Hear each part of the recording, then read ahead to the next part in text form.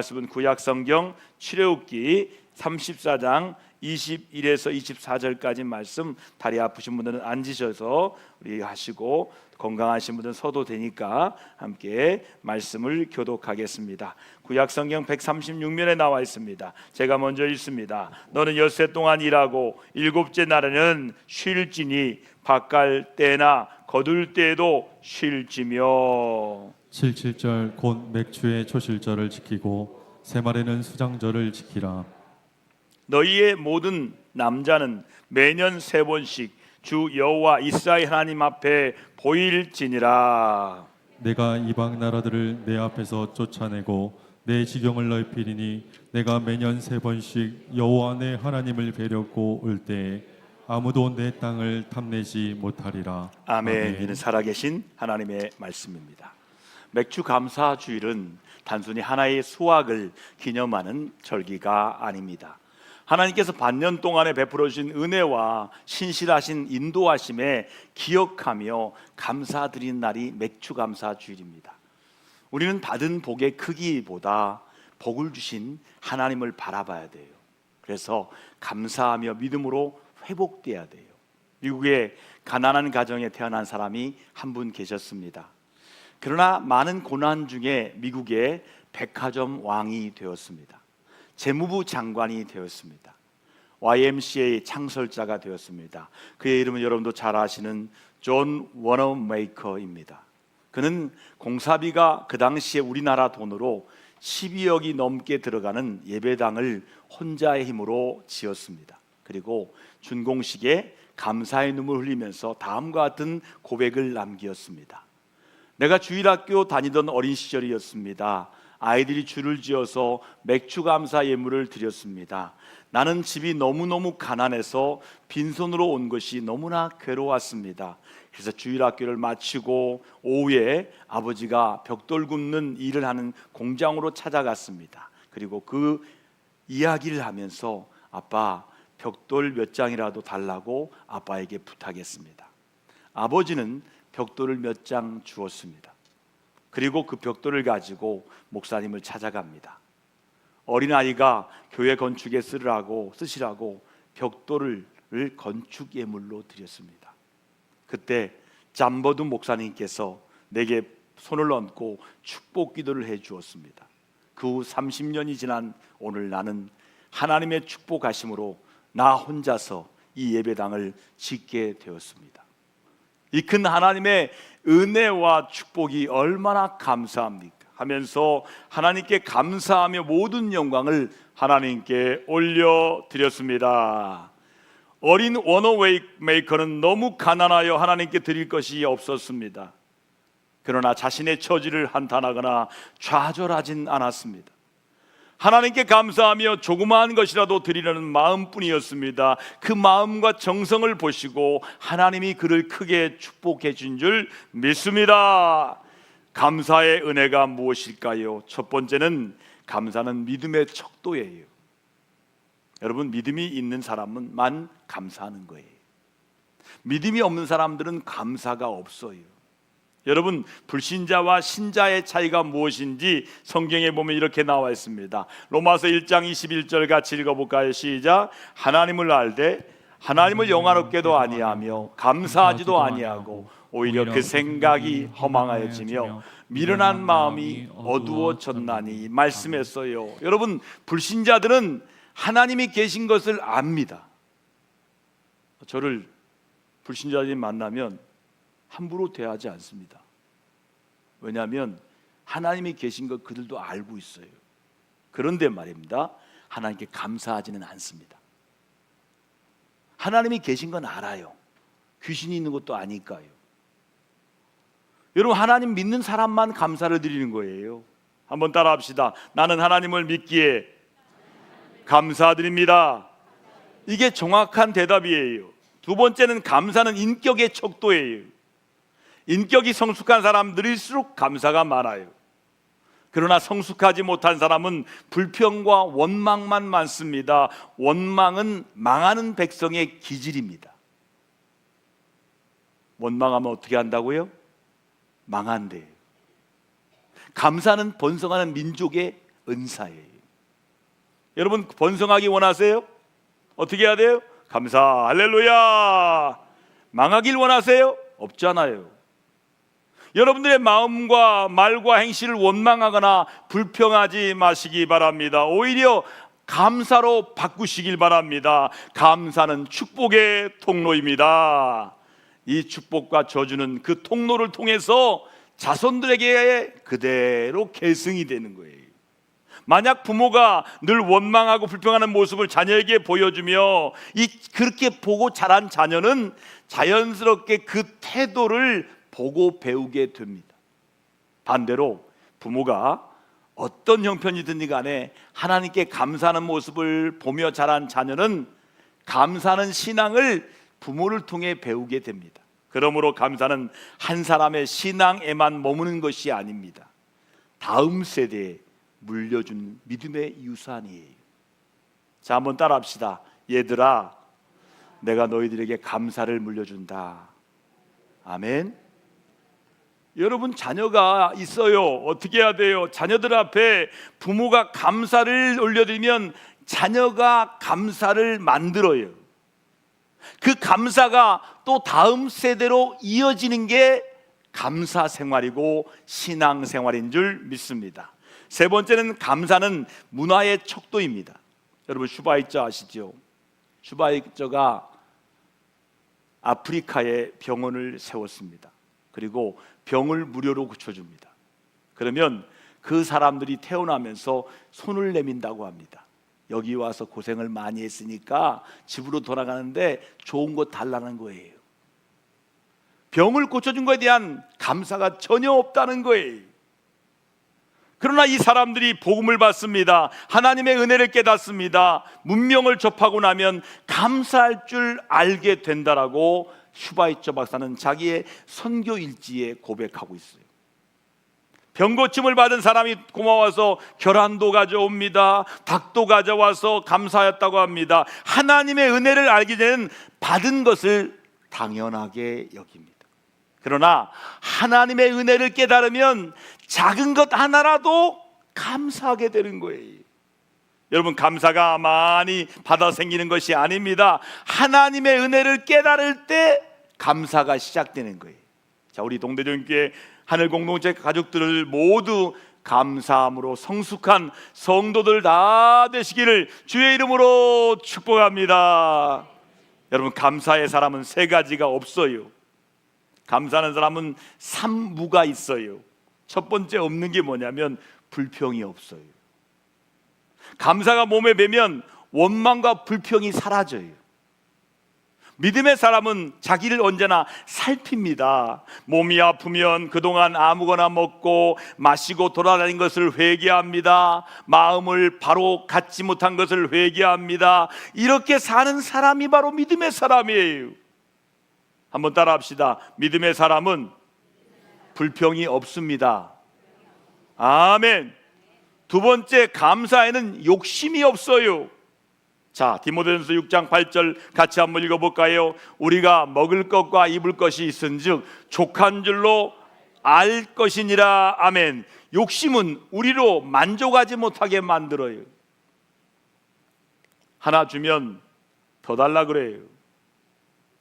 계속 욕심을 부리면 만족이 없어요. 그러나 하나님께 감사하기 시작하면 우리 영혼이 배부름을 얻어서 욕심에서 벗어납니다.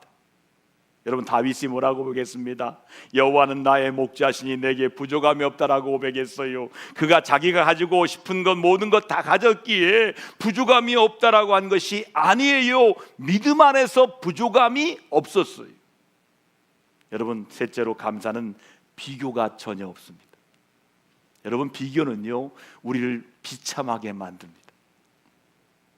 돈 없는 사람이 돈 있는 사람 보면 내가 너무 비참한 거예요. 옷을 초라하게 입은 사람이 옷을 이쁘게 입은 사람 보면 내가 너무 비참하며, 비교하면 우리를 비참하게 만들어요. 여러분 비교란 나의 존재를 초라한 상품 가치로 전락시켜버리는 것이 비교입니다. 비교는 순간 관계를 비참하게 만듭니다.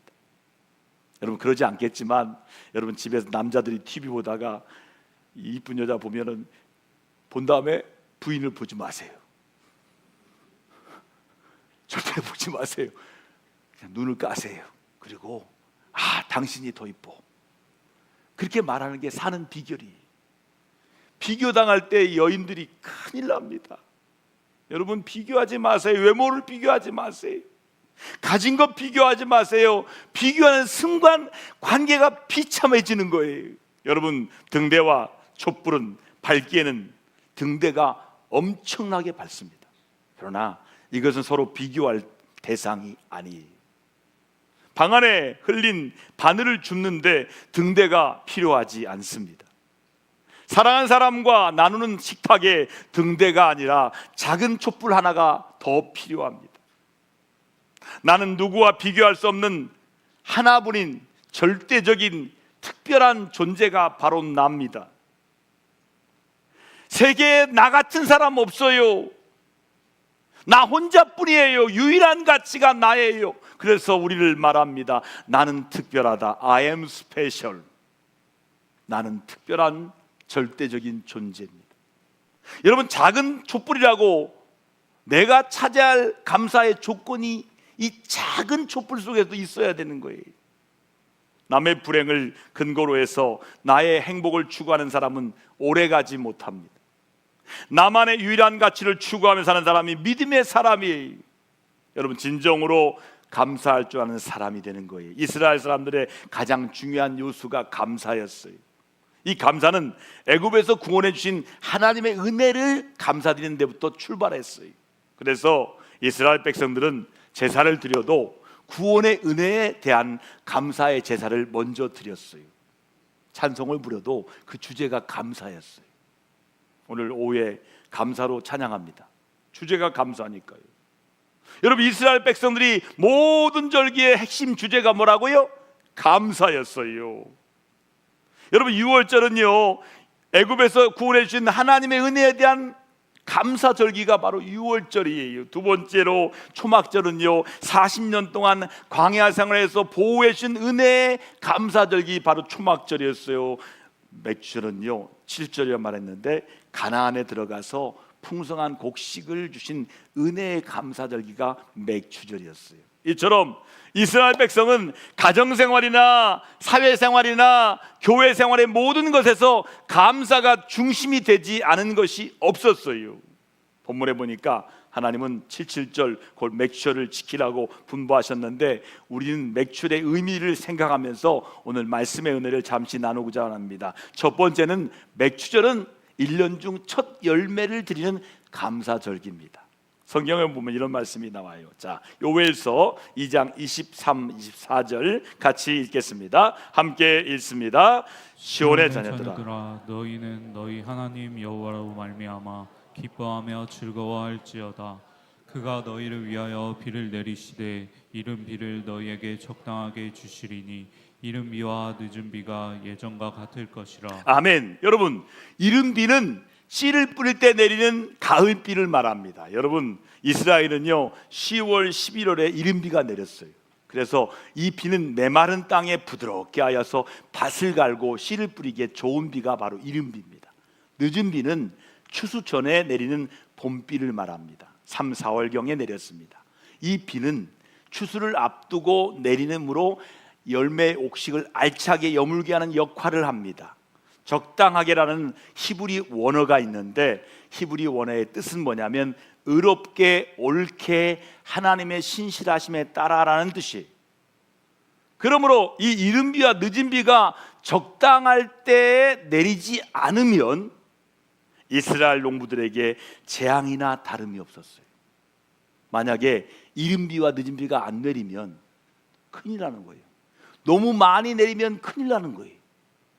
이른 비와 늦은 비는 하나님의 복을 상징하기도 합니다. 성경의 말씀에 나와 있습니다. 요엘서 2장 24절 끝머리 같이 읽습니다. 시작. 마당에는 밀이 가득하고 독에는 새 포도주가 기름이 넘치리다 이렇게 말씀했어요. 이는 적당한 시기에 내리는 비로 인하여서 가나안 땅에 들어와서 첫 곡식이 차고 넘치도록 거두어 드렸음을 말하는 거예요. 여러분 적당한 시기에 적당하게 내려야 복이 되는 거예요.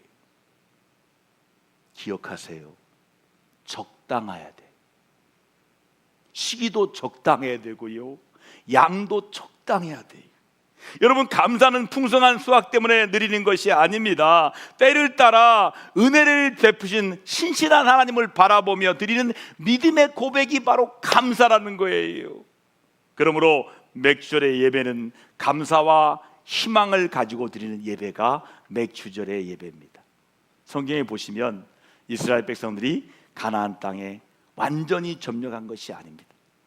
완전 정복이 아니에요. 부분 정복이었어요. 여호수아는 열심히 갈렙과 함께 열심히 했지만 완전 정복은 아니었어요.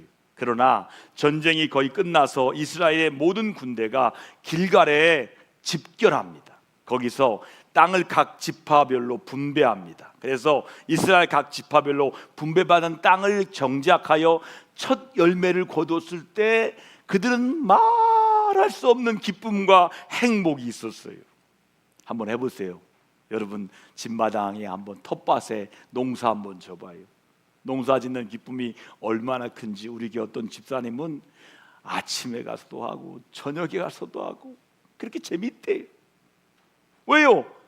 농사 짓는 기쁨을 맛보면 아는 거예요. 열매를 거두는 기쁨을 걷는 거죠. 첫 열매가 얼마나 기쁘고 행복하겠습니까? 애굽에서 430년 동안 노예 생활이 생각이 났겠지요. 노예 생활은 내가 열심히 해도 내게 아니에요. 그리고 광야 40년 동안 생활을 비교해 볼 때 얼마나 기쁘고 감사를 넘쳤을 때 한번 생각해 보십시오. 이것은 이루 다 말할 수 없는 감격이었어요. 그러기에 이스라엘 백성들은요, 하나의 첫 열매를 가지고 하나님께 감사 예배를 드리는 거예요. 처음 농사를 지은 그 기쁨과 행복으로 감사를 드리는 것이 맥주 감사절이에요. 두 번째는 맥주 감사의 감사는 하나님 제일주의 신앙생활을 의미합니다. 여러분, 이스라엘은요, 선민으로 하나님께 드려진 민족이라는 긍지가 대단합니다. 지금 보세요. 미국이 누구 말을 들어요? 이스라엘 말 듣습니다. 이란과 미국이 서로 화해하려고 할 때 이스라엘이 방해하면 안 되는 거예요. 이스라엘이 방해하면 미국은 다 마비가 돼요. 그만큼 이들은요, 온 세계를 움직이고 있습니다. 그들의 민족 긍지는 지금도 대단하지 않습니까? 그 증거로 그들은 첫 열매를 하나님께 드렸어요. 하나님께 첫 열매를 드림으로 하나님 제일주의 신앙생활을 표현한 거예요. 우리는 아브라함의 신앙을 너무 칭찬하잖아요. 아브라함 같은 믿음을 갖고 싶다고 말하잖아요. 아브라함을 본받으려면 그의 믿음과 순종을 배워야 돼요. 그는 독자 이삭을 드리라는 하나님의 명령, 하나님의 음성에 순종합니다. 모리아산에서의 아브라함 행위는 정말 칭찬받을 만합니다. 그는 하나님을 먼저 섬기려 했습니다. 자식보다 하나님 먼저였어요. 하나님 제일주의 신앙을 가졌습니다. 그러기에 그 어려운 일에도 순종할 수 있는 거예요. 성경은 말씀합니다. 잠언서 3장 9절 10절을 같이 읽습니다. 함께 합니다. 내 재물과 내 소산물의 처음 익은 열매로 여호와를 공경하라. 그리하면 내 창고가 가득히 차고 내 포도즙 틀에 새 포도즙이 넘치리라. 아멘. 기록되어 있어요. 하나님을 제일 먼저 섬기려는 마음을 표현하는 절기가 바로 맥주절이에요. 온전한 믿음의 소유자는 우선순위가 분명한 사람이에요. 뭘 먼저 해야 될지 알아요. 내가 아침 일어나면 뭘 먼저 해야 될지, 내가 인생에서 가장 최고의 우선순위가 분명한 사람이 바로 온전한 믿음의 소유자예요. 자, 육신보다 영혼을 먼저 사랑할 줄 알아야 돼요. 요한 3서 2절, 여러분 좋아하는 말씀 같이 읽어볼까요? 시작. 사랑한 자여, 내 영혼이 잘됨 같이 내가 범사에 잘되고 강건하기를 내가 간구하노라. 여러분, 이 말씀에 세 가지 복이 있어요. 영혼의 복이 있잖아요. 육신의 복이 있잖아요. 건강의 복, 범사가 잘 되는 복이 세 가지 복이 이 말씀에 있어요. 이 말씀은 성도들이 세상 살아가면서 영적인 문제도 중요하지요. 그러나 육신의 번영과 건강도 중요함을 가르치는 말씀이 이 말씀이에요. 그러기에 먼저 영혼이 잘 돼야 되는 거예요. 자, 옆 사람에게 축복합시다. 영혼이 잘 되기를 축복합니다. 영혼이 잘 돼야 돼요. 영혼이. 여러분, 그 비결이 뭐예요? 하나님 죄일주의로 살아가는 것을 말씀하는 거예요. 하나님 죄일주의로 사는 것이 영혼이 잘 되는 길이에요. 오늘 미국을 처음으로 만든 이 청교도들의 신앙생활이 그렇잖아요. 땅을 개간하고 땀 흘려 가꾼 곡식들이 무르익어 풍성한 수확을 했지요. 그때 기쁘고 만족한 마음을 가지게 되었지요. 그들이 이 기쁨을 자신들만 즐거워하지 않았습니다. 이렇게 풍성한 수확을 할 수 있도록 베푸신 하나님께 감사 절기를 지켜 영광 올려드렸어요. 그런데 놀랍게도 오늘날 보십시오. 그 후손들이 생활이 어떻게 되고 있습니까? 창고가 가득하고 즙틀에 새포도주가 넘치는 축복을 받고 있어요. 제가 미쿡을 갔다 왔잖아요. 옛날에 미쿡은요 다 커요. 다 커. 과일도 이따만해요. 까마귀도 이따만해. 우박도 이만해. 제가 좀 과장한 거예요. 다 잘 되는 게 미국이에요. 미국은 축복의 땅이 됐어요. 왜요? 청교도들의 신앙이 밑에 쫙 깔려 있어요. 그들은요 하나님 앞에 감사하는 하나님 제일주의가 미국 생활이에요. 그래서 영어에 이런 말이 있어요. First God. 이 말은 미국이 만든 말인데 하나님 먼저예요. First God. 그때도 하나님 제일주의로 살아보세요. 여러분, 어렵고 힘들 때마다 여러분 마음에 기억할 뭐냐면 하나님 제일주의. 그렇게 살아보세요. 그리고 예배 중심으로 살아보세요. 먼저 기도 중심으로 사세요. 그리고 먼저 11조 중심으로 사세요. 그러면 하나님의 축복이 어떤 것임을 몸으로 체험해 알게 될 줄 믿습니다. 내가 노력하는 것보다 하나님이 축복하시도록 하는 것이 더 빠르고 큰 거예요. 여러분, 우리 동대전교회 성도들은 어떤 경우에도 하나님 제일주의로 다 잘 사시기를 주의 이름으로 축복합니다. 마지막 맥주절의 감사는 믿음 생활의 표현입니다. 자, 우리가 시편 내용을 읽어보시면 감사시 보면 세 가지 조건이 있습니다. 첫 번째는 죄에서 구원받은 하나님의 은혜에 감사해요. 두 번째 조건은 고난길에서 보호해 주신 하나님의 은혜에 감사해요. 마지막 조건은 바른 길로 인도해 주신 하나님의 은혜에 감사하는 게 시편의 감사의 세 가지 조건입니다. 사실 감사한다는 것은 하나님대로 사는 모습을 그대로 보여주는 거예요. 자, 바울의 고백 여러분 아시죠? 항상 기뻐하라, 쉬지 말고 기도하라, 범사에 감사하라. 이는 그리스도 예수 안에서 너희를 향한 하나님의 뜻이니라. 아멘. 자, 여러분에게 묻습니다. 하나님의 뜻이 뭐예요? 항상 기뻐하는 거예요. 쉬지 말고 기도하는 거예요. 범사에 감사하는 거예요. 이게 하나님의 뜻이에요. 이게 감사하는 것에서 나오는 거예요. 여러분, 무디 목사님이 뭐라고 하는지 아세요?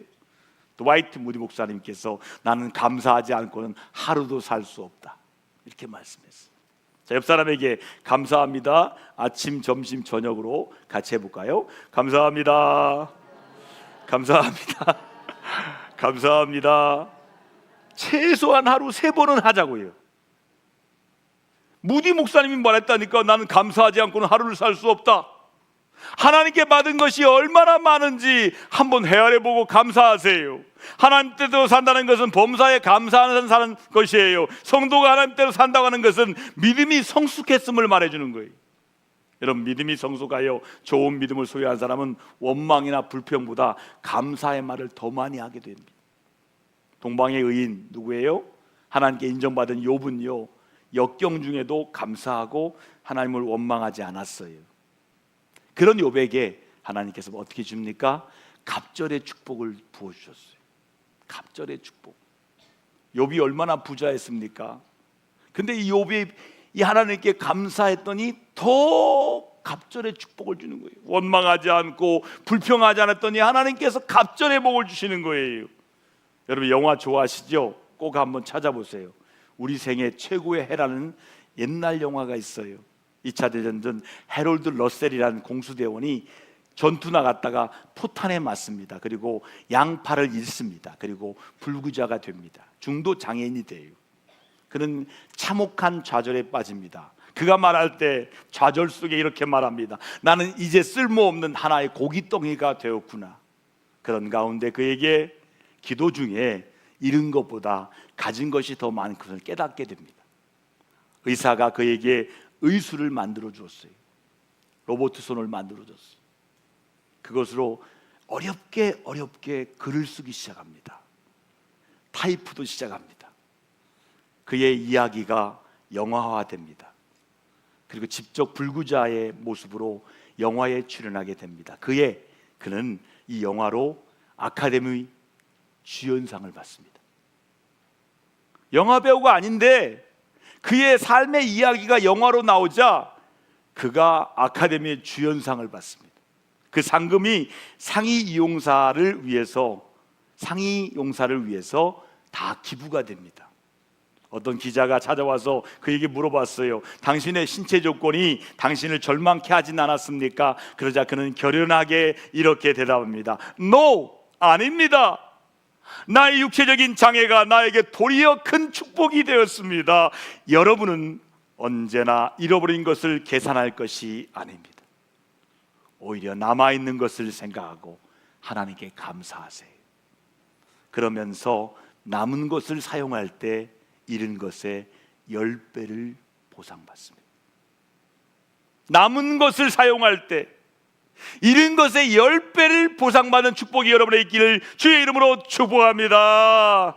감사하는 마음이 행복한 마음이에요. 감사하는 마음이 믿음의 마음이에요. 감사하는 마음이 주님의 축복받는 비결입니다. 여러분, 불평하는 사람은 언제나 불평한 것만 찾습니다. 이 이야기 중에 불평거리가 뭘까 열심히 찾아요. 하나님의 자녀들은 어디를 가든지 감사를 찾아서 감사하는 믿음의 사람이 되어야 되는 거예요. 요즘 성도들 무엇을 얻었을 때 참 감사하잖아요. 목사님, 제가 산 주식이 2배 올랐어요. 감사합니다. 무엇이 뜻대로 잘 될 때 감사합니다. 내게 이익이 될 때 감사합니다. 이것은 믿지 않는 사람도 다 할 수 있는 감사예요. 가난하다가 부자가 되었을 때 감사합니다. 남편이 승진했을 때 감사합니다. 우리 찬양할 때 우리 형제 승진했거든요. 끝에 있는 형제 있잖아요. 감사해요. 할렐루야. 병 들었을 때 감사해요. 병도 나았을 때 감사하잖아요. 누구나 다 감사할 수 있어요. 그러나 반대로 가난하게 되었을 때나 어려울 때 우리가 얼마나 감사할 수 있을까요? 여러분, 감사하지 못한 상황에서 감사하는 사람이 바로 하나님의 임재를 믿는 믿음의 사람이에요. 무화과 나무가 없어요. 포도원의 열매가 없어요. 우리의 양이 없어요. 그런데 하박군 하나님의 임재를 알고 난 여호와로 말미암아 즐거워하고 기뻐한다. 하나님의 임재 때문에 감사하는 거예요. 제가 좋아하는 형제가 로렌스 형제입니다. 제 별명이 로렌스예요. 어떤 목사님이 별명은 로렌스야. 하도 로렌스를 말하니까. 로렌스가 쓴 책이 하나님의 임재 연습입니다. 그는 수도사가 되어서 수도원에 들어갔는데 노래를 못해요. 그래서 가장 더러운 주방에 쫓겨납니다. 그가 주방에서 하나님의 임재를 연습합니다. 하나님 여기 계시지요 하면서 깨끗하게 치웁니다. 그러면서 그가 하나님과 함께 할 때 주방이 깨끗해지는 거예요. 사람들이 로렌스 형제를 통해서 하나님이 당신과 함께 하십니다 라고 말하는 거예요. 하나님의 임재 연습이 어디 나옵니까? 감사할 수 있을 때 나오는 거예요. 따라합시다. 하나님이 없어 보일 때 감사하면 하나님의 임재가 임한다. 정말이에요. 그런데요, 불평하면 하나님이 사라지는 것 같아요. 원망하잖아요. 하나님이 없는 것 같아요. 그런데 그 속에서도 눈물을 흘리면서 하나님 감사합니다 그러면 하나님의 임재가 딱 임하는 거예요. 그때 회복할 수 있는 거예요. 그 사람이 바로 하나님의 사람인 거예요. 우리 한번 하나님의 임재 연습으로 믿음으로 살아봅시다. 그것은 감사하는 믿음이 있었기 때문이에요. 감사하는 사람은 내가 누구인지 아는 사람이에요. 난 하나님의 자녀입니다. 나는 하나님의 사람입니다. 감사하는 사람이 아는 거예요. 감사하는 사람은 나의 주인이 누구인지 아는 거예요. 나의 주인은 주님이십니다. 그리고 감사하는 거예요. 복을 주신 하나님을 바라보며 감사가 우리의 삶, 신앙의 중심 되시기를 소망합니다. 맥주절의 감사는 환경과 조건 그 이상을 뛰어넘는 감사예요. 첫 열매를 주신 하나님께 진심으로 감사를 표현하며 드리시는 은혜가 넘쳐나기를 주의 이름으로 축복합니다. 우리 함께 기도할 때 오늘 말씀 붙들고 감사하는 성도로 하나님의 임재를 경험하도록 우리 함께 동성으로 기도할 때 주의 일창하며 기도하겠습니다. 주여, 하나님 아버지 감사합니다. 절망 중에도 감사할 때 하나님이 임재하십니다. 어렵고 힘들 때도 하나님 감사합니다. 하나님의 임재를 느낍니다. 주여, 하나님의 임재를 느낄 수 있도록 감사하게 하시고 하나님의 임재 연습을 통하여 하나님의 임재가 삶 속에서 날마다 감사를 표현할 때마다 깨달아주고 느껴지는 삶으로 축복하여 주옵소서. 하나님 아버지, 하나님이 나와 함께 하심을 감사 연습을 통하여 하나님의 임재 연습을 통하여 삶의 자리에서 깨닫고 느껴지게 해주십시오. 절망 중에도 감사합니다. 그때 하나님이 임재하십니다. 힘든 중에도 하나님 감사합니다. 그때 하나님의 임재가 임하십니다. 하나님의 임재 연습을 통하여 날마다 감사하는 축복의 백성, 언약 백성들 다 되게 해 주옵소서. 첫 열매를 하나님께 드리며 감사 예배하는 우리 성도들을 통해 하나님만 영광 거둬 주시옵소서. 예수님의 이름으로 감사하며 간절히 축복하며 기도드리옵나이다. 아멘.